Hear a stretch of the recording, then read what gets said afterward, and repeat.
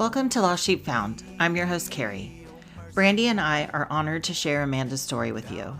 As with all episodes, our hope is that by sharing her journey, others may find comfort knowing they are not alone. Also, I want to take a moment to inform you that this episode contains explicit language, discussions about sensitive topics related to religion, personal struggles, sexual abuse, and other stories that may trigger strong emotions. If you are experiencing a crisis or mental health challenge, please seek guidance from a qualified professional. Don't have a dime to my name, and my debt to you could never be repaid.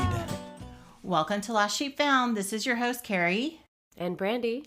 And today we are speaking with Amanda Zarate. Yes, we know how to say it now. She's a wife, a mother, and a follower of God. And she's the author of a book called Fighting for Me, Overcoming Sexual Abuse and Becoming the Person I Was Meant to Be. Amanda, so just reading through the introduction of your book, you wrote, "My name is Amanda. This is my story of how, against all odds, I fought against the current which tried to take my soul, and I came out victorious. Sex, lies, legal injustice, family dysfunction, and church cover-ups all led up to the impending explosion of my life. A misguided missile headed for destruction when an unlikely twist changed the trajectory of my life forever." And I just have to say, when I first read that, I'm like, if this was a Netflix documentary, Yeah, I'm in. I am in. Like, what happened? Oh my goodness. It sold me. But this is your life. Yeah. Yeah. Not a movie, not a show. It was definitely not a joke. But it sure could have been. It still could be, I guess, because there were... I have a really good friend, and her and I always joke that if it didn't really happen to us, we didn't live through it, you would never believe it. Right. Yeah. You could believe one or two crazy things happen to somebody, but not so many sequence of events. But it's true. Yeah, and reading through it, I mean, to me, what stood out was, of course, like, your heart. And, like, I think the inner strength, the kindness, the compassion, and in the end, like, the forgiveness. And I think that, to me, I mean, of course I'll cry, it was just like, wow, how does she have that much love, still? And I'm like, it was just so much for me to see how you could come out with so much care. And I guess for me, like, what do you feel, what gave you that? That was not me. The struggle and that misguided missile was me being very angry, and I wasn't loving or forgiving or compassionate or kind. I was selfish and mean and hateful and destructive in every way possible. But that's why when, God changed everything. Mm-hmm. When I know it sounds so simple, people they miss it. But when I gave my life to Jesus, there was so much that just left me instantly. Some people are healed like over time, and there's things in my life have been that way. Mm-hmm. But there was so much of that anger and that fight that I needed to fight for me, that woman died. She just was gone, and I walked out a different person. And I was able, throughout my journey, to even get there on my own. God made me that way. Mm-hmm. I don't take credit for it, because it wasn't like I was kind and compassionate always. It was very inconsistent in my walk in life. Oh, yeah. You know what I mean? But in the end, I feel like God brought it all full circle, where instead of having splotches of love and forgiveness, I could understand that's my direction. Mm-hmm. He forgave me, and this is who I am going to be. Mm-hmm. And it may come in layers and waves, but that's the direction I'm going to go. And now I know it's not just a moment of weakness, or I am misguided, or I need more therapy, or I'm letting people walk all over me. I understand better now His plan in my life and all of our lives, and what that looks like in my life and how I treat people. Yeah. No matter what they did to me or what they will do to me. I mean, it's inspiring. It really is. And I hope, the listeners who may be going through the same things, can realize they can alleviate that pain and that harshness, and, with the help of God, with the help of whatever it takes to get you there, that it is possible in their darkest moments. And it's not easy. No. And it takes patience. Yeah. It doesn't happen immediately. No.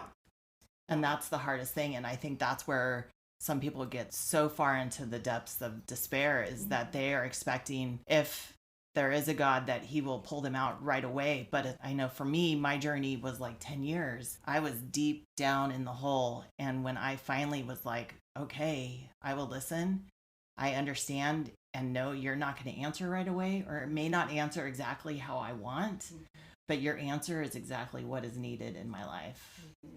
And the patience. I mean, that was the hardest thing. And once I embraced that, I know that's when I was healed. That is my hope, though, that other people will know I'm not special. I'm not, you know what I mean? But you are. We all are. We all are. We all are. We're all created our own special way, but you know what I mean? I'm not like uniquely equipped, like, oh, this was, you know, what she could go through, and she for sure was going to have no problem. So I had every problem you can imagine.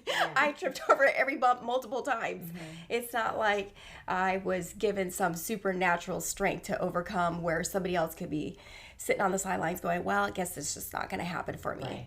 If I can get to the end of my story with a happy ending, it literally anybody can do it, because it's not me that does it. Jesus does the whole thing. He does the heavy lifting. It's just really hard sometimes to put down everything and surrender to him. That's the biggest part. Where does your story begin? What was family life like? So amazing. And and my dad was my favorite parent. He and I were so much alike, still are.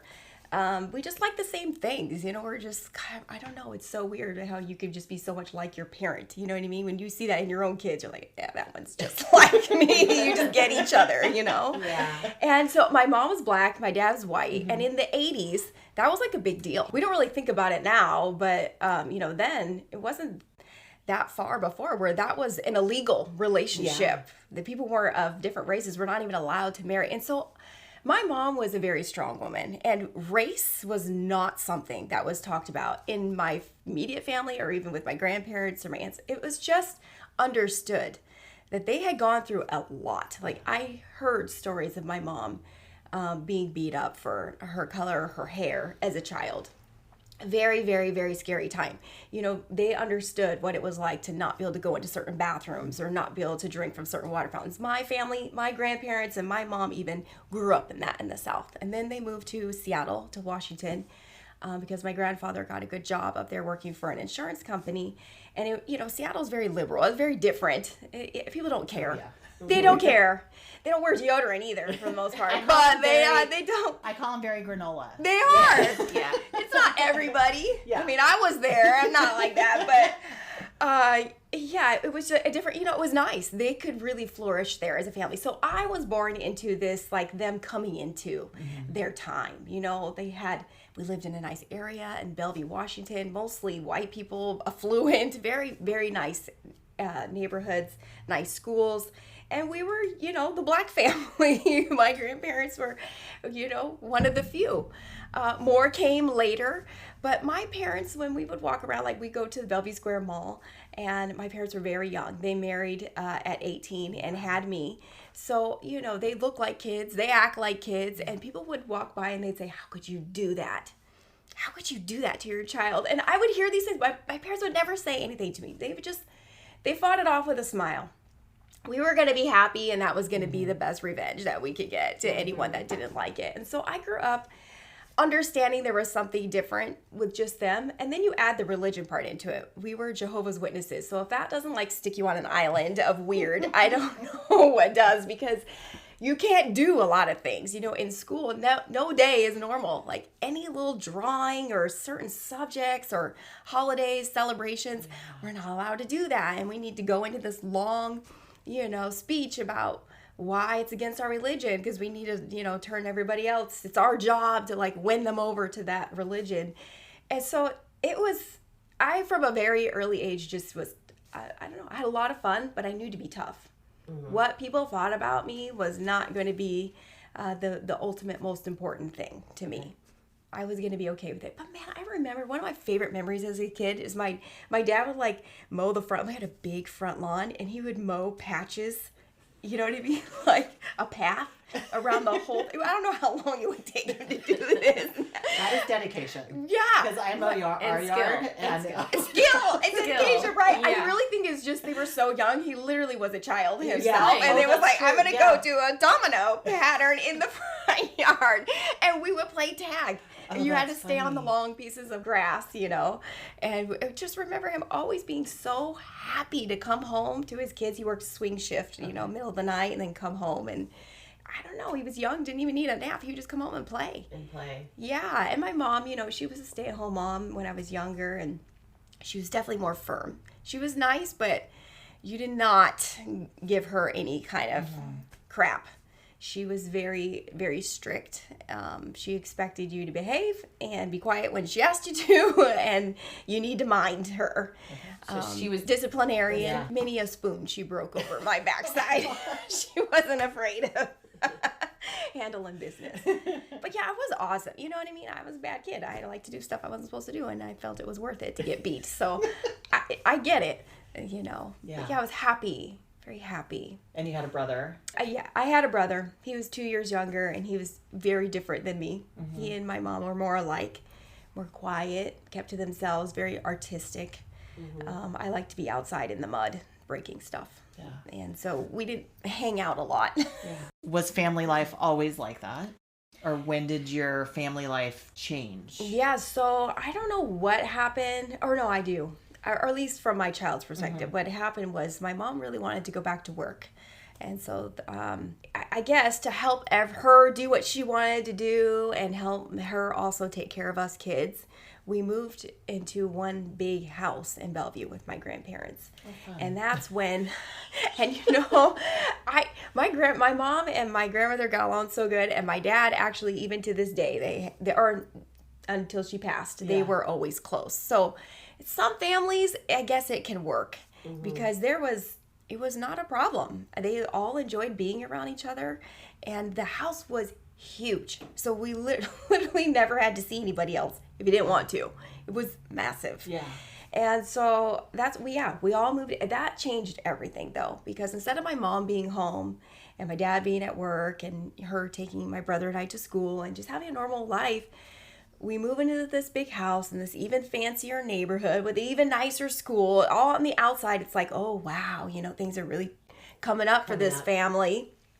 But it was a nightmare because my mom went to work. My grandmother then stepped in, taking more of the daily role with my brother and I. And my mom wasn't around. And then some guy at the bank, you know, gave her a lot of attention, kept coming in all the time. And she ran off with that guy. And so we're in this big house with my grandparents. My mom moved downstairs. And it was, I mean, half the time we thought she was down there. She was not. She just opened the sliding door and she was just gone. She was out. And she didn't sleep there. She wasn't around. So it didn't take very long before their relationship to unravel. Eventually they were, you know, going to get a divorce. And that whole like, let's go make more money and let's have more stuff and let's get the bigger everything literally changed the trajectory. Because when she stepped out, my dad lost his mind. I mean, he was no longer the dad I knew. He was crying all the time. He was so stressed out. He was so desperate to get her back. I mean, she had nothing to do with it though. She had decided, I don't want to be here. I don't want to do this anymore. I don't want this life. I don't want this life. I don't want it. And I really, later, I would come to find out it wasn't so much him as it was she didn't want to be a Jehovah's Witness anymore. It is an all or nothing. Yeah. You can't like kind of be there. Follow their program or else. And she said, you can take your or else and shove it where the sun don't shine. So there was never a time in your youth where you weren't Jehovah's Witness? No, I left in my 20s. I mean, when I got in my teen years, I would kind of rebel a little bit, but you know, for most of my life, I was in it. And your mom, in her youth, she was like atheist and then Jehovah's Witness? So she knew a life before Jehovah's Witness. Her mom was a Baptist, I believe. So she grew up in church. Yeah. You know, she knew about, I don't know how much my mom cared. She was a kid.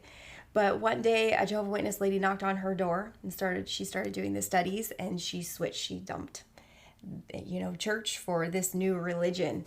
And so my mom grew up remembering birthday parties and Christmas celebrations. And I don't know what age she was, but she was definitely old enough to remember a life before being a Jehovah's Witness. And that did not bode well. All of her kids really had a problem with this new life that their mom had chosen. And my grandfather just went along with it. He really, he was super easygoing, and unfortunately for them, he didn't stand up for them and say, hey, we're not going on the crazy train. Right. He allowed it. And so when my mom left my dad, it was really more of a, this is not how I want to live. I don't like these rules. I don't like this life, and I'm not going to do this forever. And I don't know. And how she did it was really ugly, but because it didn't just affect her, it affected children and a husband and or just say, sit down and say, this is not what I want. This is not what I want to do. How old was she at that point? Because I know she was young when she got married. She was probably 30. So I was 9 or maybe 27. So she was still young. She was still young. Yeah. Yeah, still very young. I think also what, I remember from, in general of women in that time is you didn't have the independence to really go on yourself. The only way your life was going to change was with a man. Yes. And so you left your father to get married, to have a husband. You weren't rooming with roommates, going to school, getting a job. I have a career in mind. No, it was a man that gave you the life. It's so true. It is very different now. Women go out and they make the same pretty much as a man, or they can make more.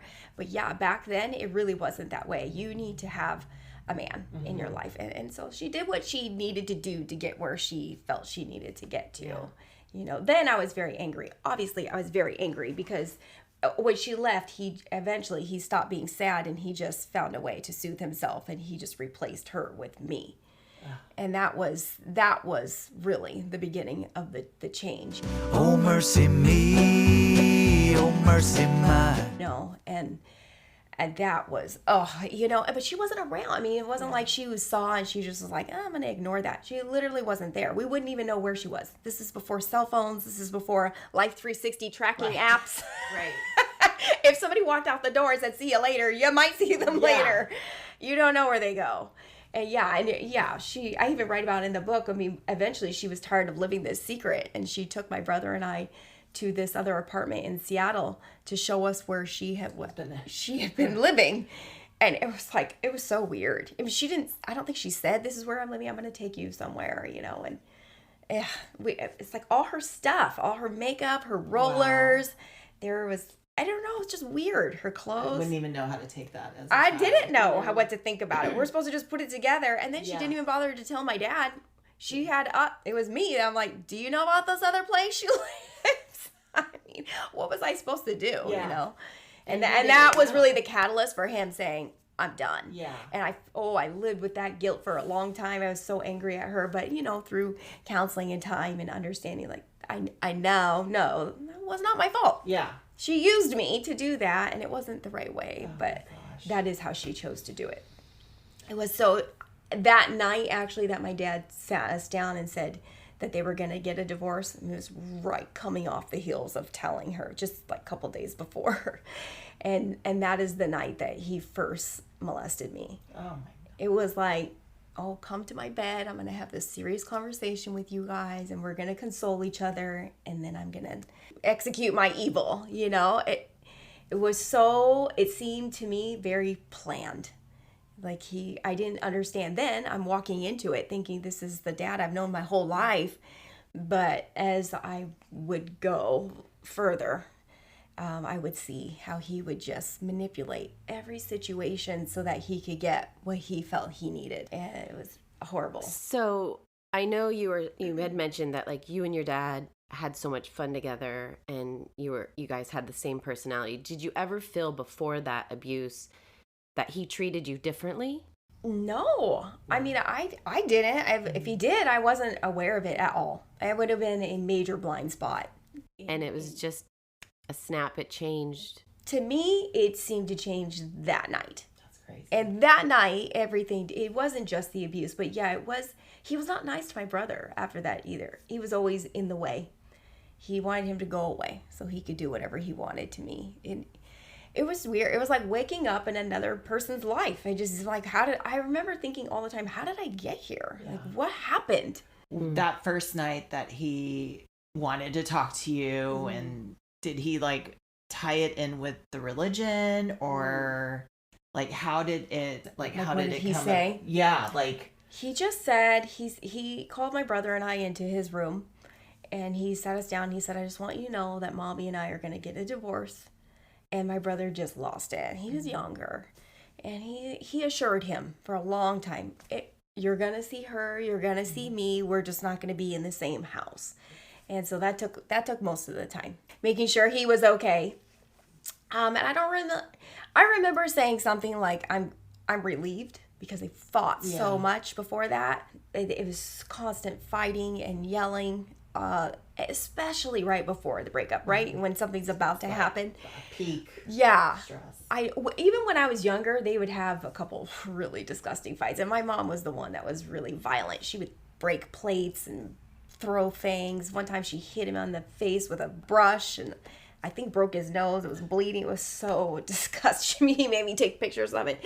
And so I just remember thinking, okay, well, at least this isn't going to go on anymore. At least those two will be in their own corners, and we can have our peaceful time here. And to me, it made sense. Okay, good. We're done fighting, and now we know what's what. And I think we just watched TV or something. Somehow it was boring, and we just fell asleep. It wasn't like a big long conversation. I don't remember him talking about, the religion or any consequences for her. If he did, I just don't remember. I just remember all three of us just falling asleep in his bed, which we never slept in his bed. I had my own room. My brother had his own room, and my parents slept in their room. We didn't sleep together. So it was unusual, but for the circumstance, it wasn't unusual. We were there for each other that night. It was comfort. Yeah, until it wasn't. Right. And this was, you were all living together with your mom's parents. My mom's and parents, yeah. your mom leaves, but your dad stays. So he must feel so comfortable with your mom's parents, like a second set of parents, because I think it's a little bit unusual these days. I would think that, he would move out. Yeah. The dad, if the mom, it's not his family, technically, biologically. So. Yeah, they were close. It was unusual. I get that, but it felt totally normal. In my family, my mom, my dad were like their kids. When my mom left, for many, many years, my dad was their like favorite child. Because on the outside, it looked like he was still doing all the right things.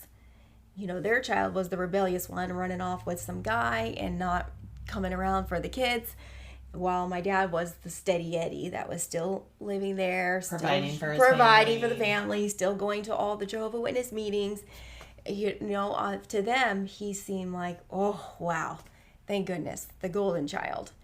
What they didn't know is that if every night he was sexually abusing me, and anything that they could see was all really just a manipulation. That's what it was. It was a big lie.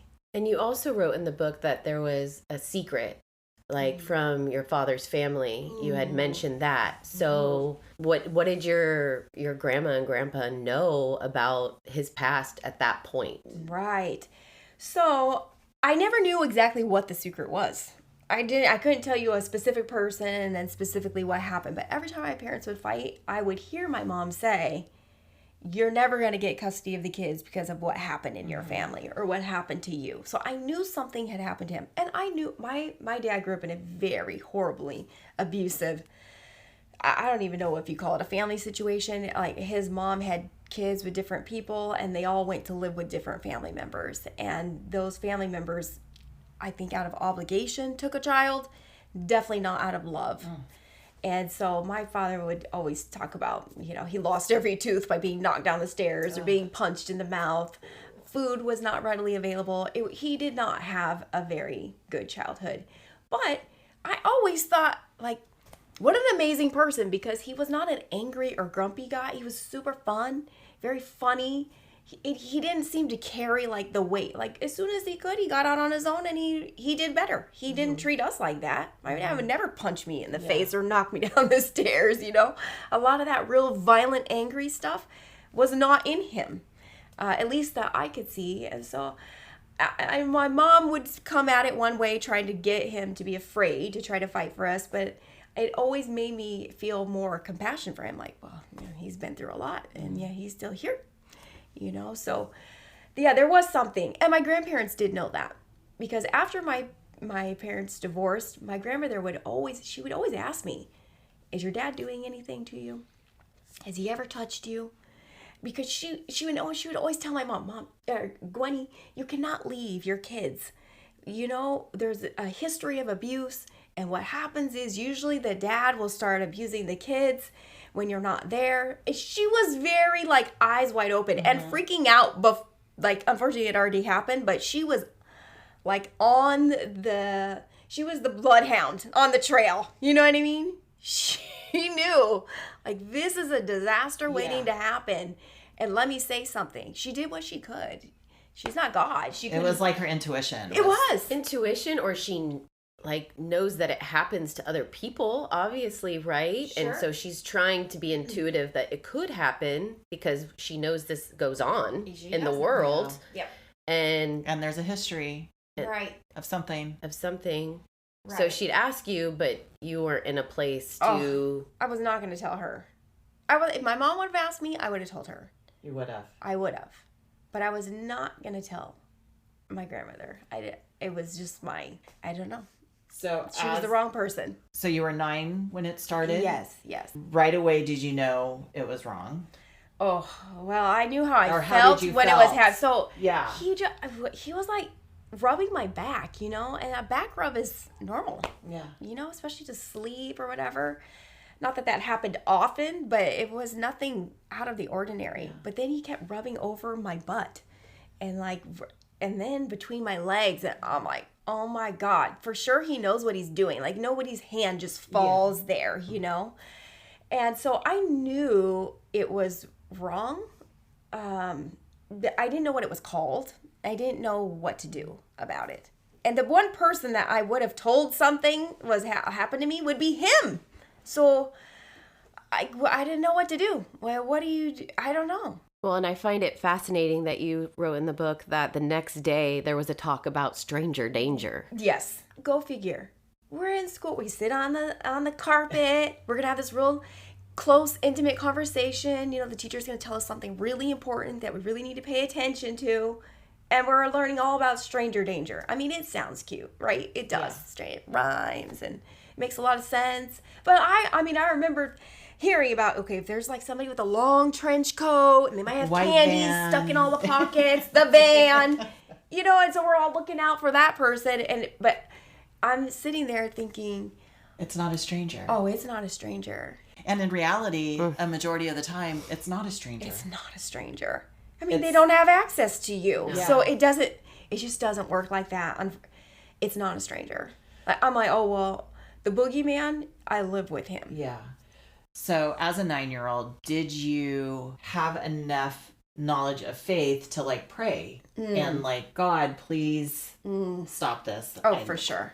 You did. Oh, I asked God all the time, which is, you know what, now I'm glad he didn't answer, because I think I would have stayed in that religion my whole life, because I didn't even know who God was.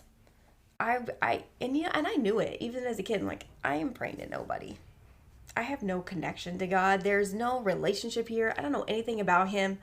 My whole entire experience of learning about God was through a watchtower, not even the Bible. Mm-hmm. They just have you read a verse that matches whatever words they want you to believe. So even having a real good knowledge of, you know, the Bible stories or making scriptural sense out of anything is missing. It's all out of context. It's hunt and peck method. And you can't put it together. The pieces don't go together. Because I wasn't taught. Mm-hmm. How do you read the Bible? How do you know how God works in your life? How do you know who he is? It wasn't there. And I knew it. I didn't know how to fix it. But, I mean, I would ask anybody. I would pray to anyone if I thought they could get him to stop. I prayed for God to kill him. a lot. I prayed that he would die. Something would happen to him. I mean, any which way that you could think of, I tried, you know, but none of those things happened. He's still alive. You were praying, but you felt there was no one there. Nobody. So you felt abandoned. Yeah, my mom, like this thing that works for them is not working for me. But at some point you said you felt there was like you had an off switch to the pain. So do you feel like at that point though, he did answer you in a way, maybe not the way that you wanted? I don't think I could have put it together maybe as a kid. Right. I just knew that I knew how to check out to survive. Definitely didn't think that was a gift from God. I definitely didn't put that together. I think I even knew maybe then that I knew it wasn't necessarily a good thing or a normal thing. And I probably would pay for it later. Like being able to turn off your emotions might help me now, but they didn't really necessarily fire back up when they should. You know, and I could see that from a very early age that I walk into a room and I was different than other people. Yeah. On page 36 of your book, this paragraph, it really, I think it applies to a lot of people that I've met in my life. And it reads, "It seemed I found the off switch to pain, but it came with a price. My inability to feel, which protected me from my father's constant abuse, also prevented me from connecting to others in an authentic way. Sure, I could say all the right things to friends to offer advice to someone going through a tough time, but I felt dead inside. I couldn't feel, I couldn't cry, I couldn't be vulnerable. My heart was as hard as stone. I knew that wasn't normal, so I compensated with turning to humor. To prevent conversations from heading into an emotional direction, I would be the funny one in the room. I had no idea who I was, but I was a master of lying to myself and everyone else." And I don't know, that just reached to me because people won't be vulnerable or they won't be authentic because of something that they're holding on to and that they won't address. And so they just keep it and hover it, and it can destroy people. Yeah. I'm so glad I wrote that. Like you with the podcast, I knew God was telling me to write my book. I never was going to write my story. I'm like, I'm trying to outlive this story is always how I felt. And he just, I don't know, the Holy Spirit was like, write it down and now. Yeah. And so I had a newborn, and I would get up in the morning and just type from, when my husband would leave for work, 4 a.m. till like 7 when somebody would wake up. And it was just a mess. I'm a lot like you. I can get from point A to B to C, but I don't fill in the color. And I had a wonderful Jesus lover, on fire for the Lord friend that called me up one day and said, God told me I'm supposed to help you finish this book, this manuscript. I was like, well, he didn't give me that memo. I don't know what else to do with it. Here it is. When he lets me know how I'll do it. And she's like, nope, I have the questions. Anyway, all that to say, when I hear you read it, I know, that is he gave me exactly the words that I needed to explain. Because even as I sit here today, I can't explain it as well as the book. Because he told me, write it down. And those things that they flowed out of me. And my brother was reading the book. I'm not sure that he was able to finish it, but he's like, your memory, he's like, I remember as I'm reading it, but I don't know how you remembered so many things. And I'm like, it was God. Right. He just gave it to me, like right when I needed it. I don't know how to explain it. And so, that explanation of how I was living is exactly. It's better than what I could have said right now. It was there. Well, thank you, Brandy. Yeah, I'm so glad that you read that. Yeah. It connected with me. I mean, I feel sometimes I talk too much. Sometimes I, share too much to people. But I feel like that allows me to be genuine because I'm not trying to trick, trade, or stuff. Right. So And I know you and I talk about that a lot because that's like me. I'm being very open and honest now about being true to yourself, especially here in Orange County. Yeah, it's not all pretty. No. But it's real and other people can connect with it. Our lives are not perfect, and it's okay. And I will be happy to discuss my messed up life with you. Exactly. It's Right? helpful. Yeah. Because whether people are ready to admit it or not, we're all going through something. Yeah. And very often the people God puts in your path, they're going through something similar, and we get to help each other. But that off switch was, oh man, I think it was harder to get it back on than it was to turn it off. Right. Turning off is easy. Right. Being open and vulnerable and learning to trust people and being okay when, we can't trust anybody. Everybody's going to let you down at some point. There are degrees of that. Right. You know what I mean? That's acceptable. But being okay to be hurt so that you can love and you can live is difficult. Yeah. It's much easier to just stay off and be like, no one can really get in, Well, especially, the one person you're supposed to trust are your family. And when they show that you can't trust them, then, well, who can you ever trust, right? Trouble to the left of me, sorrow to the right. This went on from 9 to 16. Right. So there was many years, you write in the book, he bought you swimsuits and you tried them on and he was hiding in the closet. There was lingerie involved. There was pornography. Like, it went on for so long in so many different types of ways. Right. How can you reflect on that? Right. Well, I think that's why people, that's what they want to hear. That's why they're going to tune into this podcast. They want to hear what happened. They won't maybe read the book, but they'll listen to this. And so for those that are going through it or have gone through it, they want to know, do you really understand what I'm going through? And so it is important to talk about it. It's not my favorite thing to talk about, right. But I have no doubt that that's why we go through things. God uses that.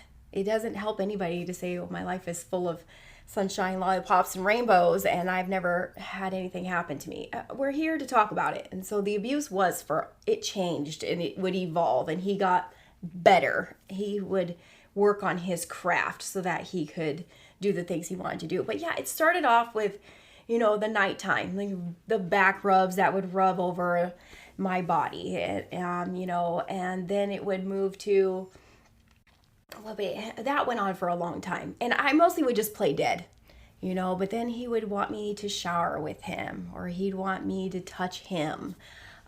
He would perform oral sex on me and then ask, well, what does that feel like? I'm a kid. I don't even understand. Like, what is he doing? I don't want anything to do with this. And then the most terrifying thing is now I need to talk about it and explain this. It was just so torture. It was torture. Yeah, torture. And then as I got older, I was more defiant. Get out of my room and leave me alone. And I don't want you in here. And so he couldn't keep me as quiet anymore. So he would do things like trick me. Give me something that I want. Like, I need a bathing suit for the summer. So he bought 3 of them from Nordstrom's. They were beautiful, so pretty. But then, he hides in the closet and he's watching me as I try them on. And it became more than just abuse. I don't know if this will make a lot of sense. Maybe I wrote about this in the book. I don't remember. But more than just the physical touching, the most terrifying thing was his obsession with me. He just couldn't leave me alone. Even when I wasn't with him, as I went to his house on weekends, he would watch me. He would watch me at work. He'd park in the spot and watch me as I worked my whole shift, just sit there in the car. I found out later that he would crawl up under the window and watch me shower when I was at my grandparents' house. And that's the stuff that just, of your nightmares. The stuff that he's doing to me when I'm right there, I know. I know you're the monster. I get it. And I know when it ends and when it begins, It was the stuff that I couldn't wrap my mind around that really, really freaked me out was the voyeurism, the stalking, and the obsessive behavior of not ever knowing, is he here? Am I safe? Am I ever alone?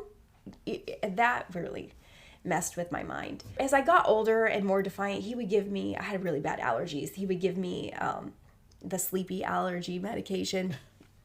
And I would just wake up and my clothes would be gone, or they would be like in the wrong position. I knew that I didn't put them on like that. Or I'd wake up and he'd just be laying on the floor, as I had a little twin bed. He would be laying on the floor asleep in my room, which is weird. Why is he not in his bedroom? One time he called me into his room and he was looking at a pornographic magazine and he was masturbating. Like, he called me in like as if I'm, like to come get something. Do you know what I mean? Like your parent normally does, like, Amanda. And I'm like, yeah, Dad. And then, but he wanted me to walk in on that. That kind of abuse was more like irritating. You know what I mean? The physical became the least of it. Mm-hmm. It was all the other stuff that really... The games. Yes. Yeah. Yes. The games. Or like I would sit down. I'm not very good at math anyway. I'm okay. Like, I think 4th grade is the last year I'm going to be able to volunteer. Like, pretty sure 5th grade I'm going to be checked out. This is my last year. I can help. Like, I know how to do it. I know how to tell you how to do it. So it wasn't my strength to begin with, but he would put on pornographic shows while I would be doing, it always seemed like math homework. That's just what I remember. Math homework, it was just like a blank, you know what I mean? And I don't know. And I was like, I didn't know what to do.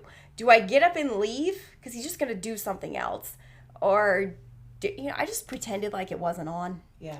And it's so humiliating. I don't know how to really completely express it, but a child being put in this situation by a parent purposefully for years on end, and I don't know. I mean, I don't know what else you do but develop an off switch so that you can just be like survive. Well, I just know, not from being abused, but when you're watching a movie with your parents and like a sex scene comes on and you're like, oh my god, like no, it's awkward. Yeah, like awkward. And your dad was like, here, let's see what's on TV. Let's do that. Gosh, I don't want to. So at a certain point, you didn't live with your grandparents anymore. It was just your dad had a house, your mom had a house, your grandparents had a house, and you were going in between the three. Right. Do you remember the first person that you ever talked about?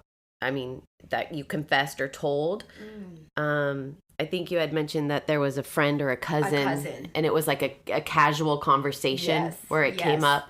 Yeah, we were on a camping trip, if I remember correctly, in Montana, and I had let her know that my dad was abusing me, and she let me know that she had been sexually abused by an elder in her Jehovah's Witness congregation.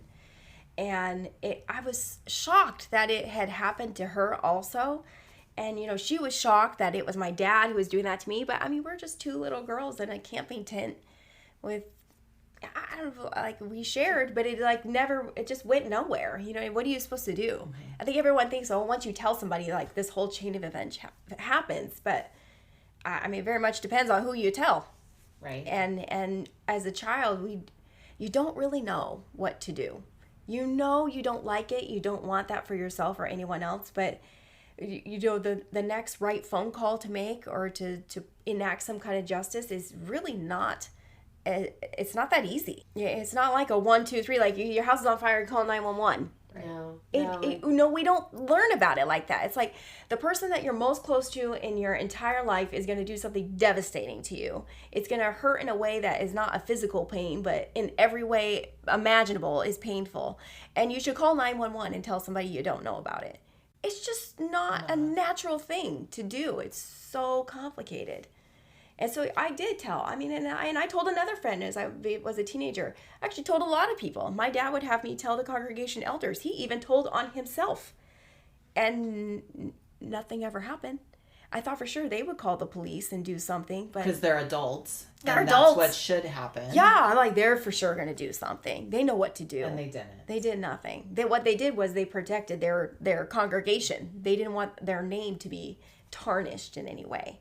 And so they were willing to let me just go through the torture of being sexually abused so that they didn't have to let that secret outside of those walls.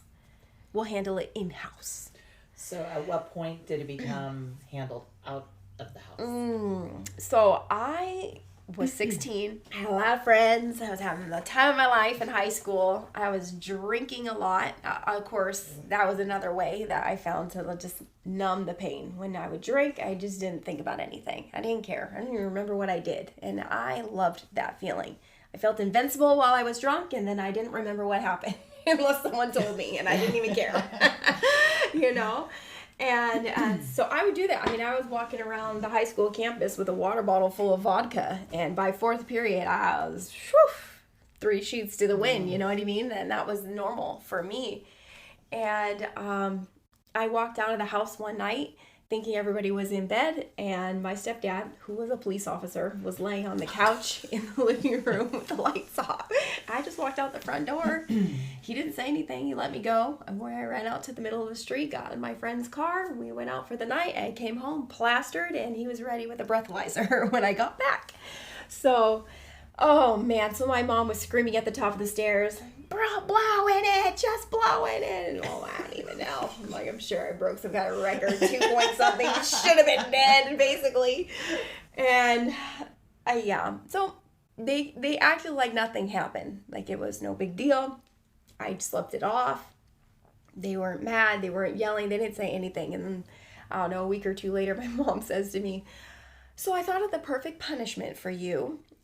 I'm like, okay. I knew something was going to happen. I was hoping I had gotten out of it. And she said, "Well, you're going to go to your dad's house for the whole weekend by yourself, without your brother, and without your car." She knew I didn't like going, but she never asked why. Okay.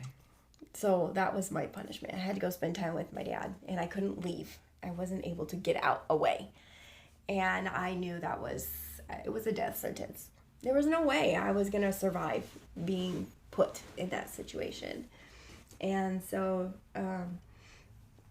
she went to go to the grocery store. She asked if I would watch my brothers, and I said, yeah. And I said, when you get back, I have something I need to tell you. Can you hear me, Lord, and can you lead me to the light?